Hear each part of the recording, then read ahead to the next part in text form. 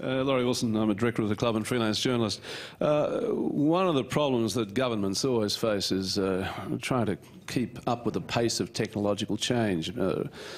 Public policy regulation always seems to lag. I mean, I guess one of the critical problems we continue to face in this country and no doubt elsewhere is the ability, for instance, to keep an eye on what's happening in terms of pornography and make sure our kids aren't getting access to it. And no matter what governments seem to do, it seems that it's never going to go away, that problem.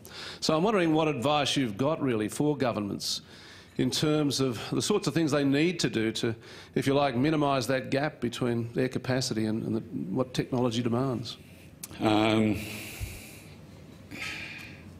mean, the hard thing about public institutions and like standards, the closest. I mean, I'm not involved in many public institutions, so I don't have a really good view of the inner workings of them. The closest I get is like industry standards organizations, which tend to have a lot of the same flavor.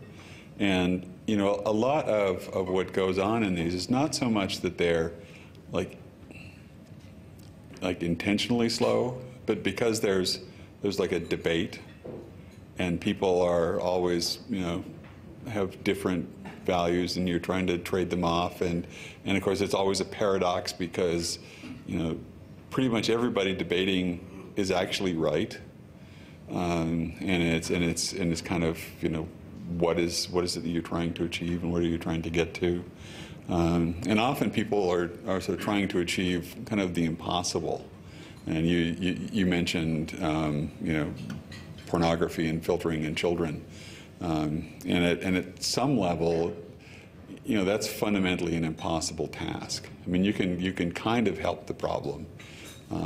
People can put in filters and whatever, but the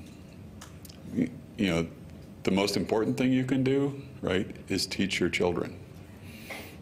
Teach your children to understand that kind of stuff and know how to react properly.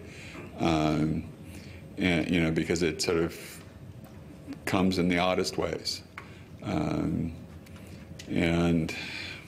I wish I had great words of wisdom there. And stuff that I've been involved in, it's the most important stuff is for things that are moving slowly, stick to principles rather than detailed prescription. But yeah. Glenn Milne.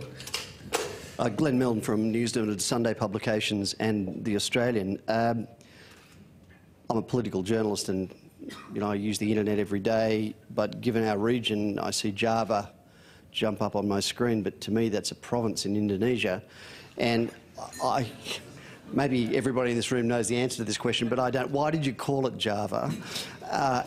And